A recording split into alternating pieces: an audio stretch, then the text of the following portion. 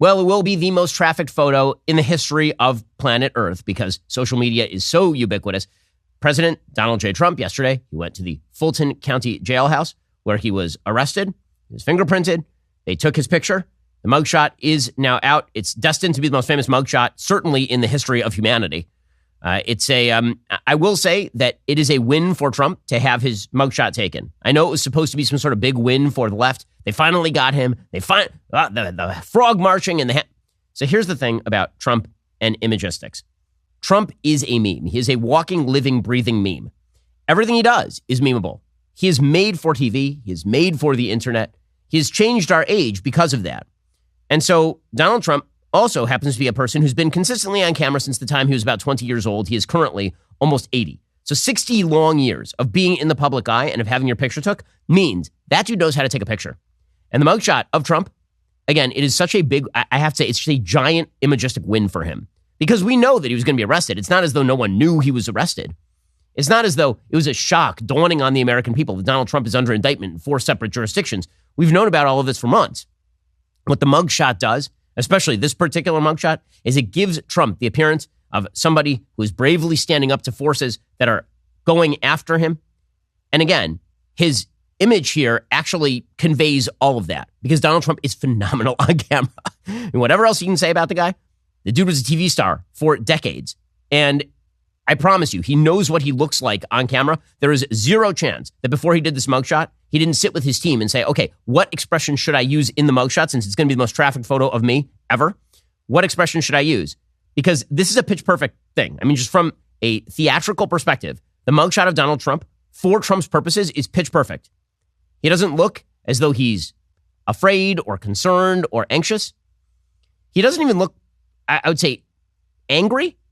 He looks determined, right? I mean, that is the goal here, is to look as though he is the face of doom coming for his enemies. And that's what it looks like. I mean, if you flash that back up there, that is exactly what Donald Trump looks like in this mugshot.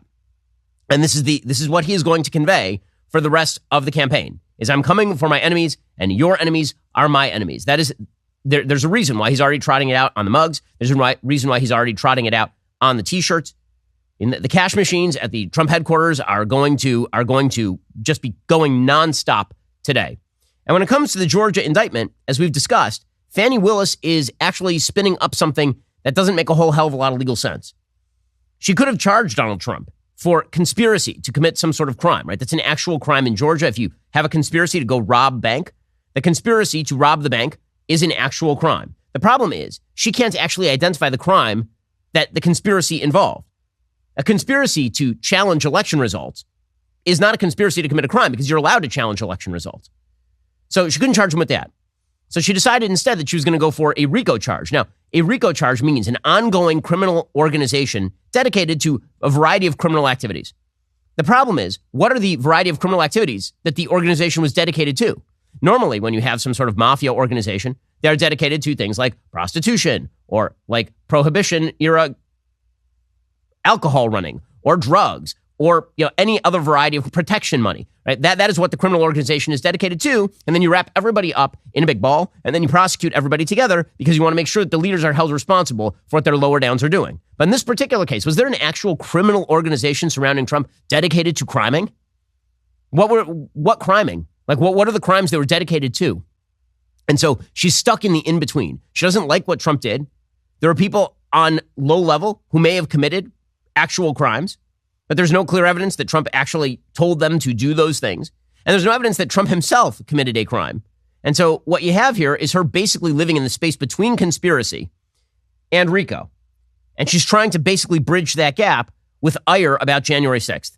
That's essentially what this indictment comes down to. And so let's talk about how this whole thing went down yesterday. So Trump, again, he's very good at drama. This is why he was the president. That's why he may be the president again. He released a personal note just before he showed up in Georgia for the arrest. And it said this: "Today, I will be going to the notoriously violent jail in Fulton County, Georgia, where I will be arrested despite having committed no crime. Isn't it interesting that I went my entire life without ever getting arrested? But suddenly, out of nowhere, once I decided to run for president as a political outsider and fight for the forgotten citizens of our country, I get arrested 4 times within the span of 5 months.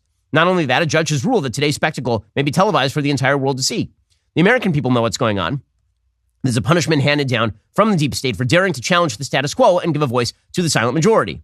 The left wants to intimidate you out of voting for a political outsider who puts the American people first. But today, I'm walking into the lion's den with one simple message on behalf of our entire movement. I will never surrender our mission to save America. When I walk into the jail to get wrongfully arrested, I will not cower, I will not sulk, I will stand tall and remain resolute in our mission to save America. And that's again, dude is great at pictures. That picture is the resolute face for Trump, right? And if you see me on TV during my sham arrest, just remember, you are the source of my courage, my hope, and my resolve to save our country. If you're doing poorly due to the sinister people in control of our country right now, don't even think about donating. But if you can, please make a contribution to save America during this dark chapter in our nation's history. That is brilliant marketing. It's really, really smart. Okay, it is again, emotion. It is emotive. It is empathetic. I mean, even at the very end where he drops, like, if you can't afford it because you're suffering under Joe Biden, don't give it to my campaign. But if you can, then give it to my campaign. And there is something to the baseline idea, obviously, that dude wasn't arrested for his entire career. And then the minute he walks out of the office and just before the election, suddenly you have 4 indictments ring down on him as though he's in the middle of a summer storm in South Florida. So that is a very strong pitch from President Trump. And ironically, that pitch was actually exacerbated by Joe Biden. So everybody knew that Donald Trump was supposed to show up for the arrest at 7:30 p.m. last night, Eastern time. He's supposed to show up in Fulton County Courthouse to be arrested at exactly that time. So at exactly that time, 7:30 p.m. last night, Joe Biden tweeted out, apropos of nothing, I think today's a great day to give to my campaign. Those are real bad optics. Those are truly bad optics. The entire case here is that the Democratic Party infrastructure is going after Donald Trump to make Joe Biden president. So at the exact time that Trump is showing up to be arrested, you tweet out, come support my campaign. You want to say this isn't a political prosecution? And then you're tweeting out as the arrest is happening, not this is a sad day for our country. The rule of law must be upheld. You're not tweeting that out. You're tweeting out a campaign link. I mean, guys, you're saying the quiet part out loud here, and you're saying it really, really, really loudly. Now, there's another side to that, which is that Joe Biden pretty clearly wants Donald Trump to be the nominee because he thinks he can beat Donald Trump because he beat Donald Trump in 2020. He thinks that Donald Trump, his performance in 2020, plus 4 indictments means he loses. Now, Biden may be wrong about that. He certainly could be. But it's pretty obvious that Biden would both like Donald Trump to be indicted multiple times in order to degrade his candidacy. And also, he certainly doesn't mind if Donald Trump is the nominee because the polls show that Donald Trump is not running amazingly well against a deeply unpopular president of the United States. Right now, Donald Trump's own approval ratings are lower than Joe Biden's approval ratings. So Biden both wants Trump indicted and also wants him elevated in the Republican primaries. But that tweet is so gross. I mean, that's a disgusting tweet, really. Your political opponent's getting arrested by people who are of your political party on charges that are basically spurious. And you are tweeting out, apropos of nothing, I think today's a great day to give to my campaign. And sort of blithe, oh yeah, by the way, this is all political. Unreal stuff. We'll get to more on this in just 1 second. First, as central banks in countries like China, India, Australia began transitioning to a digital currency, the Federal Reserve is now contemplating the same for the United States. This is pretty dangerous stuff because the government, if we all just went digital currency, can track every single purchase you make. Officials could even prohibit you from purchasing certain products. They could easily freeze or seize all or part of your money. They could inflate the currency really, really easily. There's some reason that Americans reach out to Birch Gold.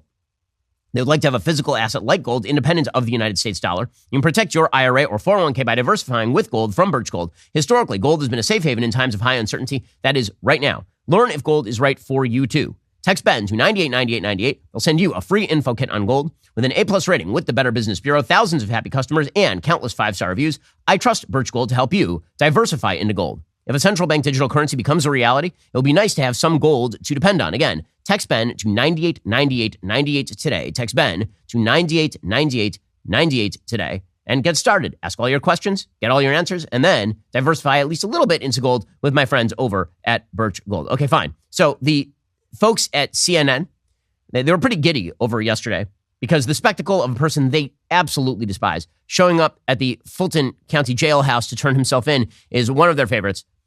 Fulton County Jail is not a pleasant place to be. You do not want to be there. It is not a courthouse. We've been informed by one of our own producers, whose name rhymes with Savvy, that she spent some time at the Fulton County Jailhouse at one point because of her deep and abiding criminal history. We here at the Daily Wire, we try to reach out to the the underprivileged to have had arrest records, which is why Savvy works here. But Savvy had to spend some time at the Fulton County Jail. And for the record, guys, she was there basically by mistake. She ended up having her arrest expunged. It was also Linus. But she described the place, and apparently it is just a garbage heap. CNN described the place also. They also say that it is a garbage heap, but they're real excited because that means that Donald Trump has to walk into a garbage heap. Mr. Trump will be booked at the Fulton County Jail. It's a jail known for rather deplorable conditions, including inmate deaths and excessive force and a prison population that is more than double the amount it was designed to hold. 4 people have lost their lives there in just the past few weeks. Anybody connected to the criminal justice system in the Atlanta area knows that if you're ever told you got to go down to Rice Street, brace yourself because it's going to be horrible. We can give you some details on this place now. Fulton County Jail is the formal name. It is known as Rice Street because of its address. It opened in 1989, but almost immediately after it opened, it was overcrowded, had deplorable conditions, and was just a horrible place to be. Just last month, the Justice I've never seen Department someone so excited about into this place terrible because, quote, allegations jailhouses. of unsafe, unsanitary living conditions, excessive force, and violence. Somebody get that dude a paper bag because he is really, really excited. He's like, you know how many people died at Fulton County Jailhouse? And Trump showing up there today? Yeah, the media were real. Again, I don't think that this is going to go for them exactly as they wish it to go. Rachel Maddow also covered the arrest and again tried to do the more in sorrow than in anger routine, but it did not succeed. Officially, as of now, Donald Trump is under arrest in the state of Georgia. We had confirmation earlier that he had entered the jail, and as of right now, former President Trump is in custody. He has been arrested. Landmark moment, and as I said before, for all the worst reasons. No, it's just, I don't believe you, Rachel. I just don't. You seem very upset. You seem super, super, super upset. So he was booked on 13 counts stemming from the efforts to reverse the Georgia 2020 election certification. He was wearing a dark blue suit and a red tie. He arrived at the Fulton County Jail around 7:30 p.m. And jail records listed him. There were actual betting markets on what he was going to be listed at for his weight, but that was assuming he was actually going to be weighed. Here's one thing that is not true. He was listed at 6'3" tall and weighing 215 pounds. Donald Trump is not 215 pounds. Donald Trump, during his last physical in office, clocked in at 240. He is significantly heavier than he was when he left office. 6'3", 215, he should be playing tight end for the Baltimore Ravens.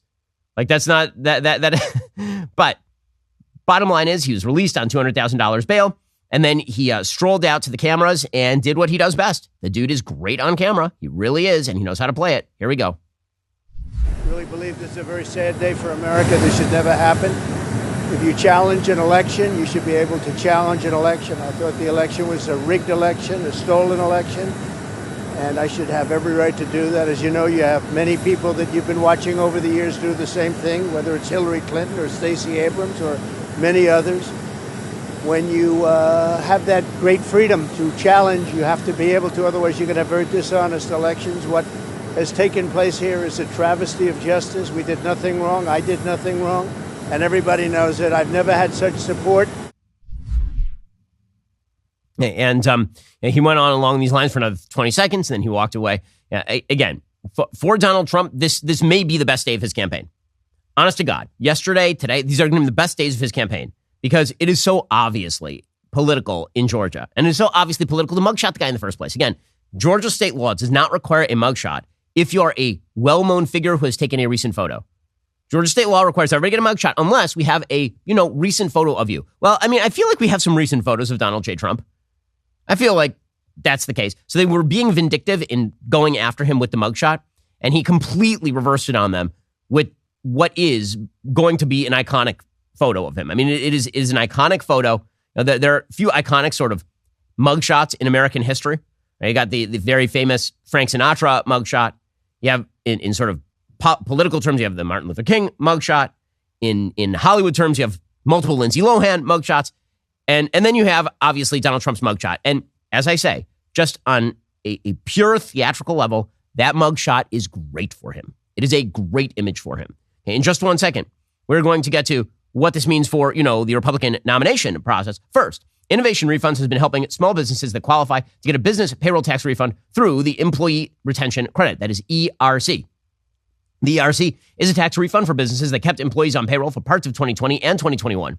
If you own a business with more than 5 employees, you could have money waiting to be claimed. Have you started that application for the ERC, but you didn't actually go all the way through with it? Innovation Refund's team of independent tax attorneys specialize in ERC applications, so you're not going to have to worry about potential errors or navigating complex IRS guidelines. Let their team guide you through the remaining steps to find out if you're eligible. Innovation Refunds doesn't provide tax or legal advice. They work with an independent network of tax professionals. They'll share information with them to evaluate and process your claims. Go to innovationrefunds.com to determine eligibility. If you qualify, you could be on your way to receiving money for your business. There's no upfront charge. They don't get paid unless you get paid. Go to innovationrefunds.com or dial 1-843-REFUNDS. That's innovationrefunds.com or dial 1-843-REFUNDS. Terms and conditions do apply. If you pay too much money to the federal government, why not try to get some of that back? Go to innovationrefunds.com or dial 1-843-REFUNDS to get started. Okay, so what does all of this mean for the election? Well, first of all, it means that Donald Trump is going to be spending like the next year and a half in various courthouses.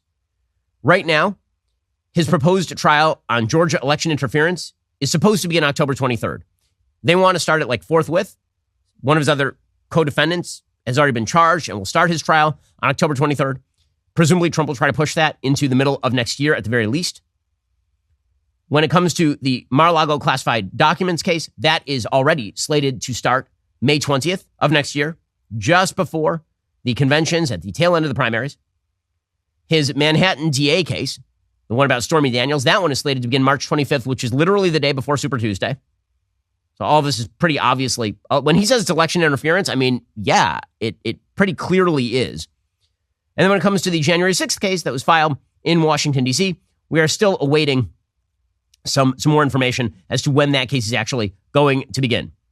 As far as the 13 charges that Donald Trump is facing, he's facing 1 charge violation of Georgia RICO, 3 charges of solicitation of violation of oath by a public officer, which would presumably be him asking people to put their names on some sort of alternative elector slate, which I'm not sure why that's illegal, actually.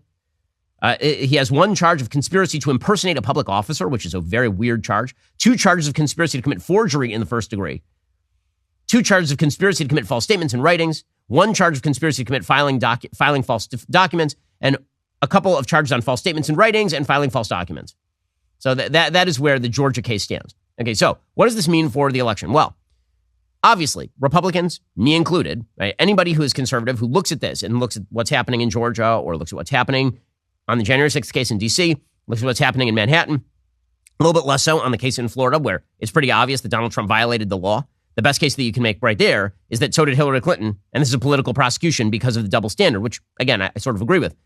It is pretty obvious to everyone that there's a lot of sympathy for Trump on this, and there should be a lot of sympathy for Trump on this, that he is being politically targeted. Now, he could have made it a lot harder for his political opponents to target him, in the classified documents case particularly, but that wouldn't have stopped the other 3 cases, which are all ginned up. Okay, so that being the case, there's going to be a lot of sympathy for the idea that if you nominate him, there has to be a groundswell because you feel it, right? I feel it. Everybody who watches this on the right side of the aisle feels the sympathy for Trump. And they feel like, well, this can't stand. Somebody has to be punished, right? As Trump himself says, this is his entire campaign now. I am your vengeance, right? I am your revenge. This is going to be my vengeance campaign against the deep state. I'm going to take them out. This is what Trump himself is saying in his statements. The problem is that because we live in various silos and echo chambers, it's easy to forget that there are other voting populations that don't agree with you and don't feel the same things that you do. Democrats get caught up in this regularly. This is why Democrats, they'll say things like, well, you know, where I live, everybody feels the same way. How could anyone else feel differently? And it turns out a vast majority of the country feels differently than they do. Well, this is why it's important to look at the actual data on how Americans feel about Trump and how they feel about the indictments and how they feel about voting for Trump.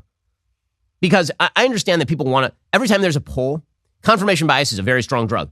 Whenever there's a poll that confirms your suspicions, you are likely to cite it. Whenever there's a poll that does not confirm your suspicions, you are unlikely to cite it. So one of the things I try to do here on the show is give you polls that both confirm my suspicions and also do not confirm my suspicions. I'm going to give you all the data. I don't think that zero data is a substitute for some data, even if that some data is not perfect data, because there's no such thing as perfect data. So in a second, I'm going to get into what the polls actually say about whether additional Trump indictments, whether mugshots, whether any of this actually is going to lead Trump to victory in a general election against Joe Biden, which is the thing that I care about. I can do 2 things at once. Sympathize with Donald Trump's legal plight, promote the legal funds of people who are being charged as co-conspirators like Jenna Ellis, which we've done on the show and online. We can do all that and also recognize that, is he the best guy to beat Joe Biden come next fall? We'll get to that momentarily. First, we have a dog. His name is Happy. And Happy is a very cute Havanese dog. Very sweet to my kids. Also, it turns out he's a protector of the virtuous. So the other day, Happy woke me up at like 6:20 and he was barking. I was like, what the hell? Why is this dog waking me up at 6:20 and barking? And it turns out that he was staring out our back window and he saw an entire road gang of raccoons in the backyard. They're all tatted up, wearing leather jackets, ready to go. And Happy was like, I will take all of them. I will take all 4 of these giant Florida raccoons. Well, that is our Happy. And Happy must be protected, which is why we use Ruff Greens for him. Ruff Greens boosts Happy's food back to life. It can do the same for your dog as well. You don't have to go out and buy new dog food. You just sprinkle some Ruff Greens on their food every single day. It contains the necessary vitamins and minerals your dog is not getting from their regular dog food. Ruff Greens is the only supplement your dog will ask for by name. Ruff Greens. Get it? It's a pun. Naturopathic Dr. Dennis Black, founder of Ruff Greens. He's so confident this product will improve your dog's health. He's offering my listeners a free Jumpstart Trial Bag. Go to ruffgreens.com/Ben. Let Ruff Greens bring your dog's food back to life. That's ruffgreens.com/Ben today. Or call 833-MY-DOG-33. That's 833-MY-DOG-33. Okay, so let's look at the actual data with regard to President Trump's favorability, unfavorability ratings. So according to the latest YouGov polling available, which was like 3 or 4 days ago, his current favorable ratings are he's underwater by 17 points. And according to the Ipsos poll, about the same time, ABC News Ipsos, unfavorable ratings, 24 points underwater, 31% favorable rating. In fact, there are 0 polls that I can identify that have Donald Trump anywhere close to even parity with regard to his favorability or unfavorability rating. Now, you compare that to Joe Biden, who's the person he would be running against. And Joe Biden also has terrible, favorable, unfavorable ratings. For sure. They are very similar, actually. Like Joe Biden's favorability ratings are in the 42 to 44% range. Sometimes he may reach 45%.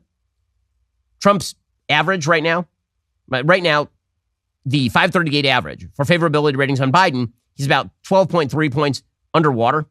Donald Trump's favorability ratings are about 17 points underwater. Okay, so he's more unpopular just on average than Joe Biden is.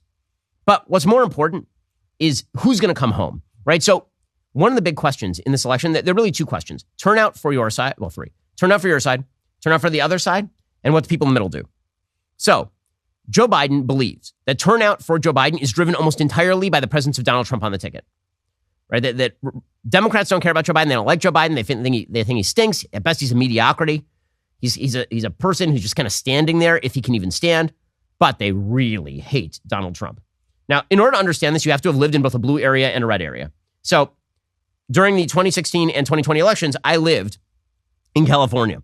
And let me explain to people who have never lived in a blue area, the level of hatred for Donald Trump in places like California is deeper than the level of hatred that people in California have for like ISIS. It is deep and it is visceral.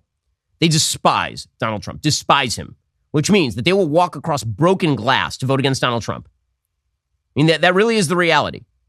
And that is particularly true after 2016 when he was definitely not supposed to win. So they weren't willing to walk across broken glass to vote against Donald Trump in 2016 because he was kind of an unknown. They didn't know quite what he was. And there was a widespread assumption that Hillary Clinton was going to win. And so they're like, I don't know, maybe, do I really have to get out of bed? I mean, Hillary's clearly going to win. And then Trump won. And their level of panic went so high that every single one of them voted. They changed the voting rules, obviously, with the mail-in ballots and everything else. Joe Biden's presupposition, and this has been shown, by the way, by pretty much every subsequent election, 2018, 2020, 2021, 2022, right? All the subsequent elections show that when Trump is perceived even to be on the ballot, every single person who is a Democrat shows up to vote against him. Not because they love the Democrat, but because they hate Donald Trump, hate him with the fiery passion of 1,000 burning suns. And meanwhile, in the Republican areas, people really, really love Trump. And so they show up and they vote for Trump in really high numbers. However, there is a core of people, they tend to be ignored, but the never Trump folks who say they will not vote for Trump under any circumstances is not a minority. It's not a tiny position. It's not a huge position, but it's not a tiny position either. The number of people in the Democratic Party who say they 100% will not show up for Joe Biden is essentially non-existent. There is no never Biden crew among the Joe Bidens. So if you're looking at who's going to come home in the Democratic Party, the likely answer is virtually everybody. In the Republican Party, the answer is likely like 92%. That 8% makes a difference in a very, very tight election. And then you look at, and beyond that, there are going to be some Republicans who are just like not enthused with the idea of a Trump-Biden election again. And then maybe like, well, I like Trump and I want to be president, but it is raining today. And Joe Biden is like, meh. Right? Joe Biden doesn't get anyone animated. Trump gets people on the right animated, and he gets people on the left animated. So Donald Trump turns out votes for his side, and he turns out votes for the other side. But the third factor is the people in the middle. The people in the middle, by polling data, they break for Biden. They broke for Biden in 2020. There's very little evidence they're going to switch back to Trump. Now, the case for Trump is very easy, actually. The case for Trump is it was better when Trump was president than when Biden is president. The problem is that if all you're going to get next year is not Trump prosecuting the case against Joe Biden and his economy and his incompetence and how bad a president he is, the case you're going to get is it's really unjust that I'm being jailed by Fani Willis or by the Manhattan DA, Alvin Bragg, or by Jack Smith. That's a bank shot because you basically have to say that all of these people are working for Joe Biden, and therefore it's unfair that Joe Biden is using all of these people to go after me. And it's not quite the easiest argument, actually, for Trump to make, which presumably is why what the polls show, according to the most recent polling data asking the question, there's a poll from AP NORC. This is circa about a week and a half ago. More than half of Americans say there is zero chance of them voting for Donald Trump to return to the White House in 2024. 53% of Americans told the AP NORC Center survey they would definitely not support him next November. Another 11% say they would probably not pull the lever for the 45th president, which means only 36% say they would probably or definitely support Trump in his third consecutive bid for the White House. So it is this disconnect between Republican voters who think that everybody thinks like them and the rest of the country that is leading to Trump's increase in the polls. Now, do I think that this is going to wear well for Trump? Over time, it tends not to. Over time, what tends to happen, there's an opening here. There's an opening for another candidate in the Republican Party to make the very simple and convincing case Donald Trump should have all of our sympathy for the legal travails he is undergoing, and also he's very unlikely to beat Joe Biden. That's actually the case. That's the only case that you can make if you're a Republican at this point and hope to win primaries against Donald Trump, which raises the question of how that debate goes. So we now have some data on the debate fallout. So I gave you my take yesterday, and my take, as I suggested, is different from the take of some of the lanes inside the Republican Party. And it's also, counted for what it's worth, which is one person's opinion. I'm going to give you the data that we now have from some of the polls. First of all, important to note, a lot of people watched the debate. Not 2016 numbers, but 12.8 million total viewers watched the debate, according to the Nielsen ratings.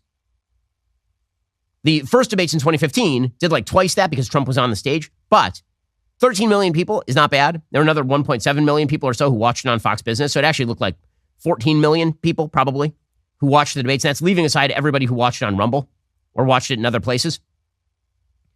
And that is a fairly solid number, and that's going to be a large percentage, not an insignificant percentage of people who actually vote in the Republican primaries. So it turns out that debate may indeed have mattered a little bit. And when people say, well, Trump's interview with Tucker Carlson did 230 million video views and all the rest of it, that, again, the metrics for a video view on Twitter are not the same as the metric for a video view on Nielsen. Not even remotely the same. Nielsen ratings require you to watch several minutes of a thing in order for you to be counted a viewer. A Twitter view counts as the post is in your screen, more than 50% in your screen for more than 2 seconds. For 2 seconds or more. So you can be scrolling and you just start looking at the tweet below it and it's playing above, and that counts as a view. Also, if you reload because your connection went away, which I did, right? I was watching the Trump-Tucker thing. I had to reload that sucker because I was on a plane. I had to reload that sucker probably 15, 20 times. And so that each one of those is a view. The actual percentage of people who actually watched a significant portion of the Trump-Tucker interview is not even remotely 230 million. It is, by some metrics, as low as a couple of million. Because, again, it wasn't broadcast anywhere. It wasn't particularly illuminating, that interview. You really have to really love Trump in order to really find that stuff illuminating, as I talked about yesterday on the show. Like the Trump-Tucker interview, he was asked no serious questions and he gave no serious answers. And it was entertaining, but it really didn't illuminate anything. Okay, so that means that maybe the debate mattered a little bit. So we now have some polling data with regard to who won and who lost the debate. So the Washington Post, 538, and Ipsos all conducted a poll before and after last night's debate, according to the Washington Post, with potential Republican primary and caucus voters, including those who watched the debate. According to those voters, not according to me, according to the voters, the 29% who watched said that DeSantis had the best night. Vivek Ramaswamy came in at 26%. Now, again, my generalized take is that everybody basically accomplished what they wanted to accomplish in the debate. DeSantis wanted to escape fire and look presidential. Vivek Ramaswamy wanted attention, which he got in spades. Nikki Haley wanted to lock down that traditional GOP lane, get some momentum there. Pence wanted to shore up his legacy. Christie wanted to throw a couple of punches and shore up the never Trump vote. Right? So pretty much everybody got what they wanted from the debate. But what the stats actually show is that DeSantis, according to this poll, 29% say that he performed best, which is a far cry from a lot of the people who are big Trump fans saying that he was terrible, it was awful, that's really not what people who watched the debate said. 26% said that Vivek performed the best. What's more important, actually, is what percentage of people say they are considering voting for each of the candidates. So again, this is just for GOP debate watchers, for the people who actually watched the GOP debate, which, again, is 12, 14 million people. It is not the 40 or 50 million people who presumably will vote in a Republican primary. Okay, but among the debate watchers, 67% of people say they are considering Ron DeSantis for president of the United States. That is an uptick of about 4 or 5 percentage points from where it was. That actually is the number one in the field. Number two in the field is Trump. 61% say they are considering voting for him. Nikki Haley had by far the biggest bump. She went from 29% of people in the GOP debate watchers saying they were considering voting for her to 46% saying they were voting for her or would consider voting for her. Vivek moved from 40 to 46%, so he picked up some ground, but not a ton. He's now tied with Nikki Haley in terms of people who would consider voting for him in a primary. That's followed by Tim Scott at 43%, Mike Pence at 23%, Chris Christie at 22%, and the inimitable and electric Doug Burgum at 12%. Now, when you take a look at GOP primary voters, just overall GOP primary voters, not just people who watched the debate, what you find is that 51% say they are considering DeSantis, 64% say they are considering Trump, and nobody else is even within remote spitting distance. Nikki Haley's at 24, Vivek is at 23, Tim Scott is at 25, 26 are at Pence, 14 Christie, 4% the inimitable and electric Doug Burgum. So, what does that mean? Well, it means that actually DeSantis got a little bit of a bump from this. Actually, what's actually even more interesting is how the favorables and unfavorables went for everybody in the field. So the favorable rating for DeSantis basically increased slightly, and his unfavorables went down slightly. 72% favorable, 25% unfavorable, which makes him the highest in the Republican field. Donald Trump is among the GOP debate watchers. Among GOP debate watchers, 59% said that they are favorable to Trump, 35% unfavorable. So he's plus 24. DeSantis is, if my math is correct here, my mental math here, he is currently plus 47. So that those are big numbers. Nikki Haley's favorables went up pretty dramatically. She's up to 65% favorable, 27% unfavorable. Weirdly, Vivek, because nobody had heard of him up until the last few weeks, actually, Vivek's favorable ratings went from 50 to 60, but his unfavorable ratings went from 13 to 32. So he actually, on net, lost favorability ratings over the course of the debate. So there's more people who said they loved him, but there were a lot more people who said they didn't like him after watching that debate, which again makes sense. It's a very polarizing performance. As I say, for one crowd it was an A, and for one crowd it was a D.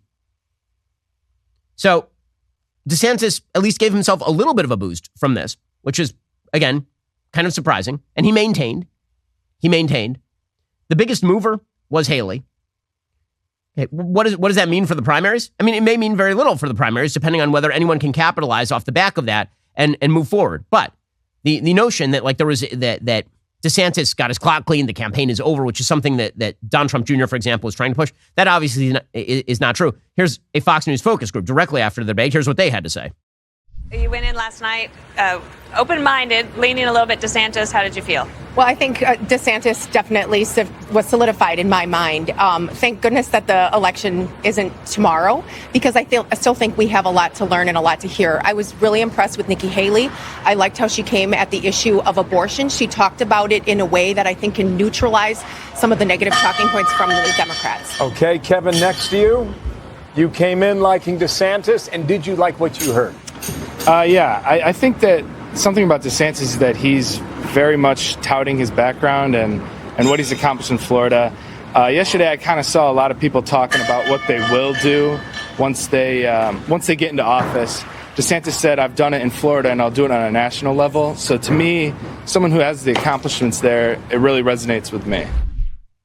So that was a clip that involved a couple of people who were previously pro-DeSantis, but there were a bunch of people in that focus group who were actually more pro-Trump or more pro-Vivek. And they also said they thought DeSantis did well. Again, that's not standing for DeSantis. He could turn it into nothing, right? It could be just another kind of moment in which it seems like he's going to burst onto the scene and then nothing happens. Or it could be the beginning of a build of momentum. What happens next is going to, I said this yesterday, what happens next is going to define what the debate means for everybody else. As always, you can only see inflection points in retrospect. Some things look like they're going to be inflection points and they turn out to be nothing. Some things look like they could be inflection points and they turn out to be something. We're about to find out. In just 1 second, we'll get to Joe Biden, who's just sitting there waiting. We'll get to that momentarily. First, we have some great employees here at the Ben Shapiro Show. One of those employees is Adam. Adam is the editor on the show. He does all the clips. He makes sure that everything sounds great in terms of like being put together exactly right. And I've been informed by my staff that Adam makes virtually no mistakes. Like Adam is as perfect can be, which means his job is in danger. Because as I said earlier on the show, we here try to be diverse. Adam is a white guy who's really, really good at his job. He doesn't make mistakes and he is not a former felon, unlike Savvy. And Adam, this means that if we are looking for, a diverse hiring base, we need to check out ZipRecruiter. ZipRecruiter is a hiring partner focused on you and your needs.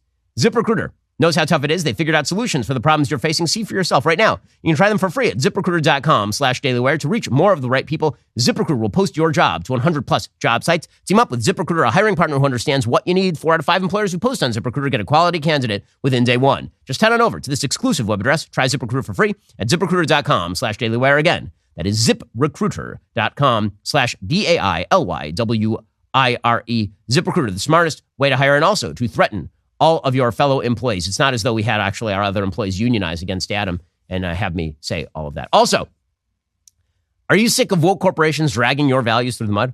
Wash your hands of it all with Jeremy's brand new hand soap. Yes, here it is. This hand soap. It is the perfect solution for everyday grit and grime. It smells absolutely delightful, delectable. It is scented with green tea as well as citrus. Jeremy cares about you. He didn't put paraben in this. Don't even know where he would get paraben, but it's not here.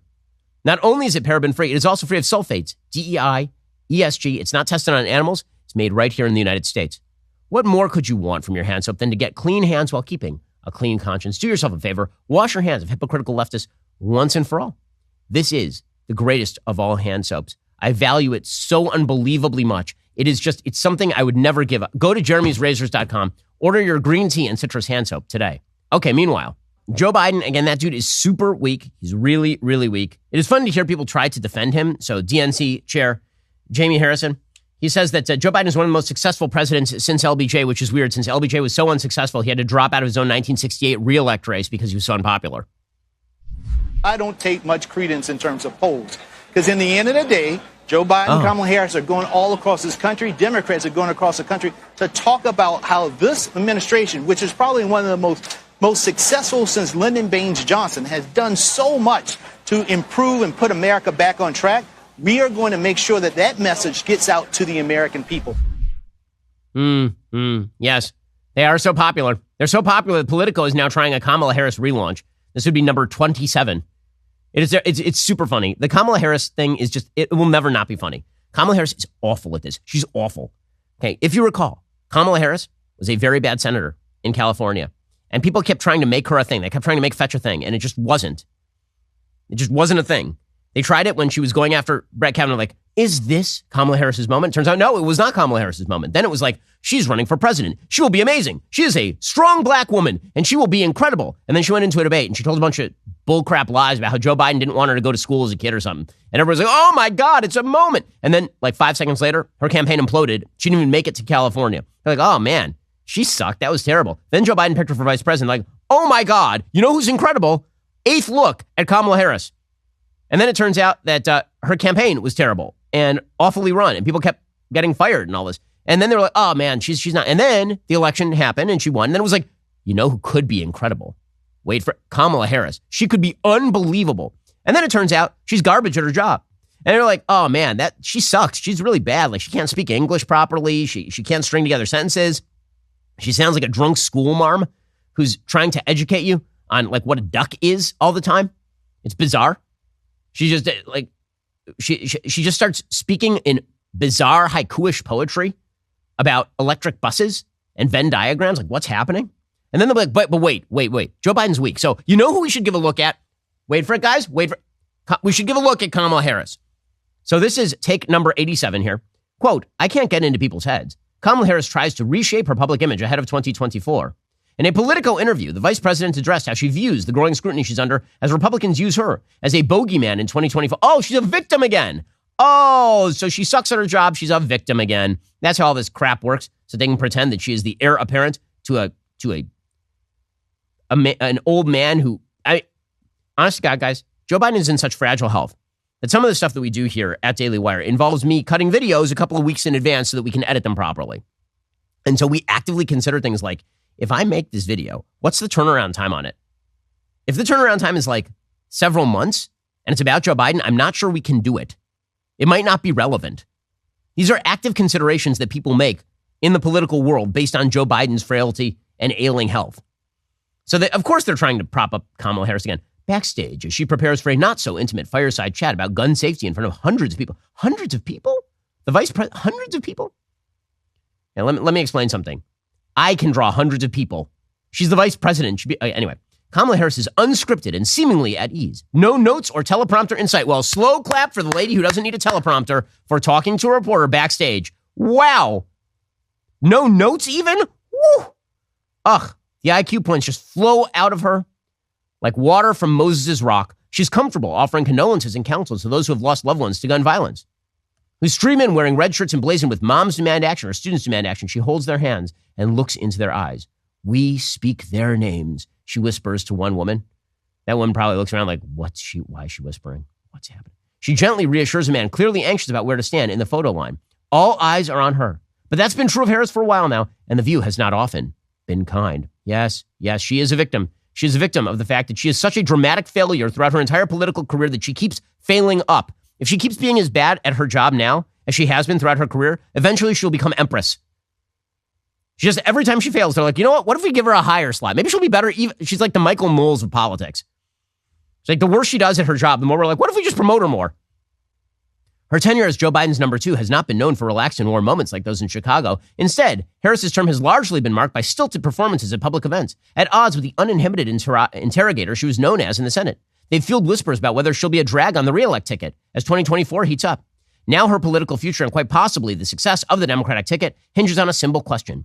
Is it possible for Kamala Harris to make a second impression? Do you by second, do you mean 2,000th impression? For Harris, it's a question that fundamentally misunderstands the point. In her mind, she's the same person she was when the prevailing narrative of her was that of a star prosecutor, a Senate political talent, even the future of the Democratic Party. You could have followed me around in Iowa ahead of 2020, Harris said. You would have seen the same thing 4 years ago. It's always who I've been. I can't get into other people's heads about why they characterize things as being one way or another. It's not as though I've just found myself. I've always been here. I never went away. And then the entire article is about how that's not true and how really it's others around her who have failed the great leader. But really, she's actually empathetic and sympathetic and wondrous. Guys, if this is the best you got, you better pray that Republicans jog Democratic turnout because Kamala Harris is a disaster area. Okay, when I say that Joe Biden is being a bad president, I mean he's really a quite terrible president. So the migrant crisis continues to mount. I mean, I know that we all forget about it intermittently, but it is still a problem. According to CBS News, officials in New York are assembling tent cities for those who can't be placed in a shelter system of more than 200 hotels and other facilities, already housing 60,000 migrants and more than 50,000 homeless residents. In Chicago, housing over 7,000 migrants, police stations and parks have been converted into makeshift shelters. Plans to house asylum seekers in vacant schools have generated fervent local backlash. In cities like Sacramento and Denver, some migrants have found themselves on the brink of homelessness. In Boston, the arrival of thousands of families and pregnant women seeking asylum prompted the state's governor to declare an emergency. A perfect storm, again, this is CBS News reporting, has brought the historic migration crisis along the U.S.-Mexico border to some of America's largest cities. The city struggles to house tens of thousands of destitute migrants, and their growing calls for federal action have also placed mounting pressure on the Biden administration to intervene. Local leaders have implored the administration for funds and to allow migrants to work legally so they can be self-sufficient. Cities have spent hundreds of millions of bucks serving migrants, housing them in hotels, churches, schools, parks, police stations, even a National Guard base. The Biden administration has set aside $770 million for New York, Chicago, Denver, Boston, and other cities. The administration recently asked Congress for another $600 million, but the administration has refrained from taking other actions requested by local leaders, such as granting migrants temporary legal status so they can apply for work permits more quickly. Now, what's hilarious is that nobody at these cities will say, you know, what we might do is, close the border. We could do that. They won't do that, obviously. That'd be super bad. Can't do that. So instead, they're stuck in the unenviable position of allowing the border to remain wide open and migrants to be shipped by the tens of thousands to their cities, and then complaining they don't have enough money to deal with it. Here's Kathy Hochul, the failing governor of New York. But New York has shouldered this burden for far too long. Since the first migrants began arriving at the Port Authority bus terminal last year, city and state have poured tremendous funds, billions of dollars, and energy into helping them. The city has been helping by the state to manage this in partnership with our state legislature. And in our budget, we allocated over $1 billion, now upwards of $1.5 billion, for providing shelter, National Guard, public health, transit, case management, and legal services to asylum seekers, especially the housing. That's in addition to the over 200 shelters and hotels that are stood up by the city of New York with the financial support from the state. Well, they're doing an amazing job, but now they have to beg the federal government for more money. Or they could actually, talk about the fact that their stupid policies have generated this problem in the first place. Okay, meanwhile, speaking of Joe Biden's failures, his DOJ is such a mess. It is such a mess. I mean, between trying to cut sweetheart deals with Hunter Biden and then getting exposed for it and that blowing up in their face, and going after Donald Trump on non-criming, but between those two things, now they've added to that they are filing a lawsuit against SpaceX, the only truly successful space company in America. The lawsuit alleges that from at least September 2018 to May 2022, SpaceX routinely discouraged asylees and refugees from applying and refused to hire or consider them because of their citizenship status in violation of the Immigration and Nationality Act. SpaceX apparently wrongly claimed that under federal regulations known as export control laws, SpaceX could only hire U.S. citizens and lawful permanent residents, green card holders. But asylees and refugees' permission to live and work in the United States does not expire. They stand on equal footing with U.S. citizens and lawful permanent residents under export control laws. So they're now suing SpaceX for the great crime of discouraging people who have claimed asylum and refuge from applying for open position because they haven't actually been given a green card. So don't worry, guys. They're not encouraging people to falsely claim asylum and refuge by suing companies like SpaceX, which, by the way, has national security contracts. So what the federal government is now doing is they want people who have claimed asylum or refuge and whose cases are, it sounds like, either pending or being adjudicated. They want those people hired by companies that do national security business. This is like a nutty lawsuit, but it's designed for a purpose. It's like you must hire more refugees if you are SpaceX, apparently. That's wild. That is a wild lawsuit. And of course, the real reason they're doing that is because Elon Musk is a political enemy and you're not allowed to be Elon Musk. That's bad.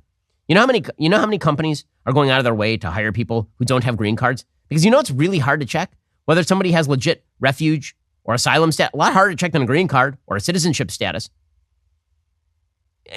But apparently, there are a lot of companies, I'm sure, that do this. SpaceX is the one, of course, that comes up. Musk said, "I think people are very confused about this," during a 2016 speech. He said, "Unfortunately, this is not up to us. If you're working on rocket technology that's considered an advanced weapons technology, even a normal work visa isn't sufficient unless you get special permission from the Secretary of Defense. This isn't out of some desire of SpaceX to just hire people with green cards. It's because we're not allowed to do anything else. I think this is not a wise policy for the U.S. There are so many talented people all around the world. We'd love to have work at the company. Unless they can somehow get a green card, we're legally prevented from hiring someone." Musk added the export laws do not apply to Tesla, and that about 25 to 30% of the engineering staff of Tesla was from outside the country. So Jonathan Grode, immigration attorney, he says that SpaceX is not barred from hiring foreign nationals at all, but companies do have to seek certain visas for foreign nationals or obtain government approval when it comes to ITAR restrictions. SpaceX is within its rights to not pursue that path. But he said that refugees should not be affected by ITAR restrictions. So what if they just got it wrong? I mean, what if they just got it wrong? But they have a business incentive to avoid an accidental ITAR violation and be conservative. But apparently they've been disincentivized. So if they make a mistake, then you remove their government contracts and destroy their security clearance. And if they don't hire enough of the migrants that you want them to hire, then you sue them in federal court. Amazing stuff from the Biden DOJ. Okay, meanwhile, we should comment on the fact that there are many grave mistakes made with regard to Russia. First on the list is, of course, invading Russia during the wintertime. Second on the list is leading a coup against the Russian leader, failing, and then flying a private jet near Russian airspace. That is a very, very bad mistake. So, as predicted, the Wagner mercenary group chief, Yevgeny Prigozhin, he's dead. According to the Wall Street Journal, shortly after 6 p.m. Moscow time on Wednesday, an Embraer jet carrying Wagner paramilitary group owner Yevgeny Prigozhin, who led a short-lived June uprising challenging Putin, abruptly disappeared from flight tracking radar screens northwest of Moscow. Videos posted by bystanders showed the plane missing a wing, spiraling to the ground. Missing a wing. Okay, that is not a normal mechanical failure, gang. Missing a wing. About an hour later, Vladimir Putin stepped up to a lectern in Kursk about 500 miles away. He made no reference to the crash. Instead, he launched into a speech talking about how Russia defeated the Nazis in World War II and talked about Ukraine. Russian civil aviation authorities said Prigozhin and 2 other top Wagner commanders were killed when his plane went down. The government says, don't worry, we're investigating the cause of the crash. It will turn out to be suicide. Probably he committed suicide on the plane. That's probably what happened. I mean, it's very weird always when a plane jumps out of a 4th-story window. There's so many people who commit suicide who are enemies of Vladimir Putin, by shooting themselves twice in the back of the head and then throwing themselves from a 4th-story window. So, yeah, it's a shock, guys. It's a super giant shock. But let me just point out, dumb move by Prigozhin. What if I fly my private plane, like halfway between St. Petersburg and Moscow? How is that going to go wrong? Oh, well, that was somewhat predictable. Joe Biden, of course, was asked about it, and he had no comment because he has been working out. Doing what? I mean, honestly, my question here is not that Joe Biden has no comment on it. My question is, he says that he works out? Like, how? He walks up a stair? Mr. President, do you have a reaction to the plane crash in Russia? Hi.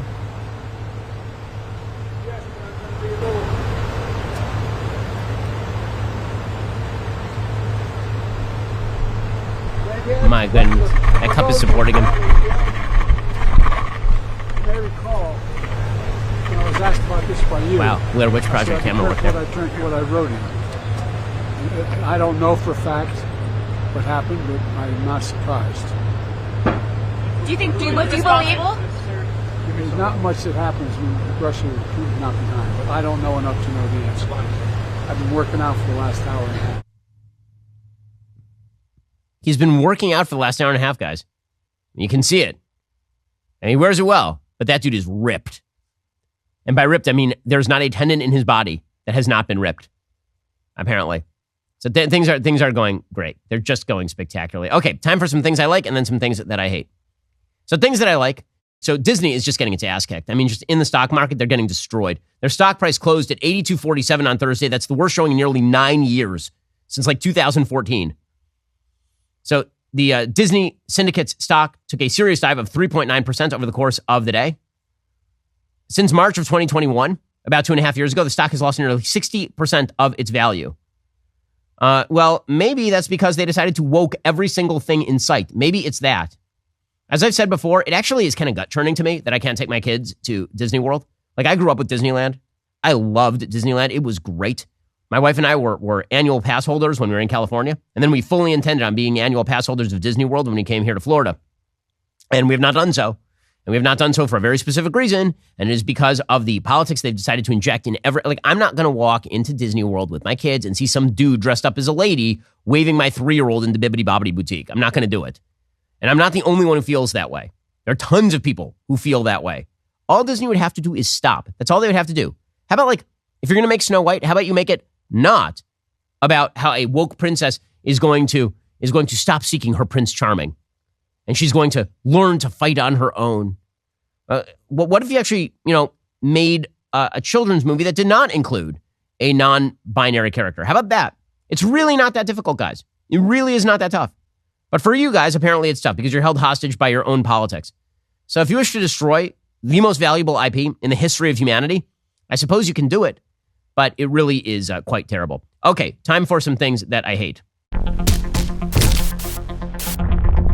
We are now learning that in Maui, where this horrifying fire happened in Lahaina, the Hawaii Power Utility, believed to have started the deadly Lahaina fire, removed damaged power poles and other equipment from a key fire scene, potentially affecting evidence that is part of an official investigation into how that blaze ignited. This is according to the Washington Post. Hawaiian Electric hauled away fallen poles, power lines, transformers, conductors, and other equipment from near a Lahaina substation starting around August 12th, before investigators from the ATF could even get there. Those actions may have violated national guidelines on how utilities should handle and preserve evidence after a wildfire, and deprives investigators the opportunity to view any poles or down lines in an undisturbed condition before or after the fire started. According to Michael Wera, he says if a lot of equipment is already moved or gone by the time investigators show up, that's problematic. You want to observe where the equipment was relative to the ignition site.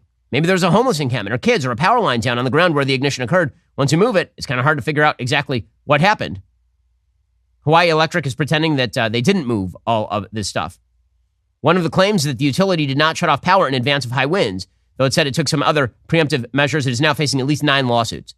So, is that all an accident? When evidence disappears like that, sometimes it is not quite an accident. Alrighty, folks, we are going to jump into the mailbag.